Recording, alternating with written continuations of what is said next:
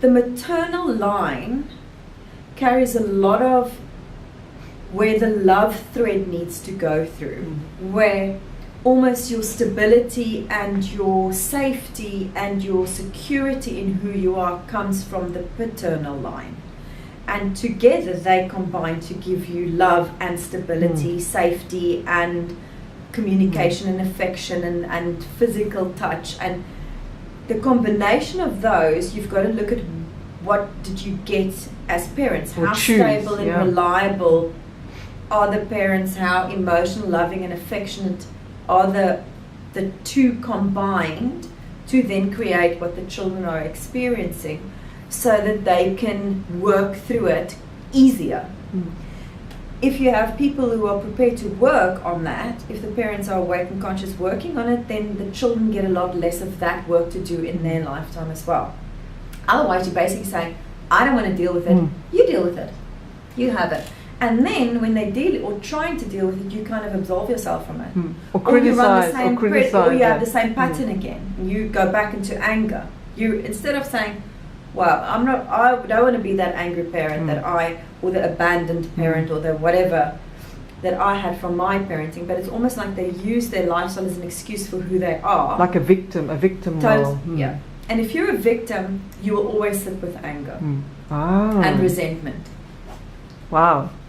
That almost, people don't really see anger and victim as the same. No, they see it as opposite. The victim becomes defensive and then it becomes angry. So where you get anger is actually a state of victimhood. Oh, okay. And if you don't relieve the victimhood, you are passing that on to your children. And that comes with personal responsibility, where we can see that we chose this life with these things because maybe we thought we had the skills to come and resolve this. And you do. Each generation does have the skills to resolve it, but you are getting extra baggage. You're getting another bag that's not even... You get your own backpack when you arrive full of your stuff. And now your parents go, but have mine as well, because I couldn't actually do it, and I don't want to do it. Or maybe the grandparents still pass it on. So how many backpacks are you going to carry off your family line? No wonder we have back problems. Exactly. Why do you have back problems? Because you're carrying too many bags. The thing is also with anger, we imagine anger only to be explosive anger, but the reverse of explosive anger is inverted anger.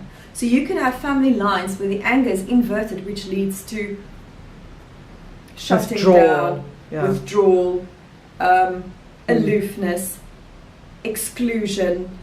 And that's also a form of anger. That's anger in its cold state. So you can imagine anger as a freezing point and anger as a boiling point.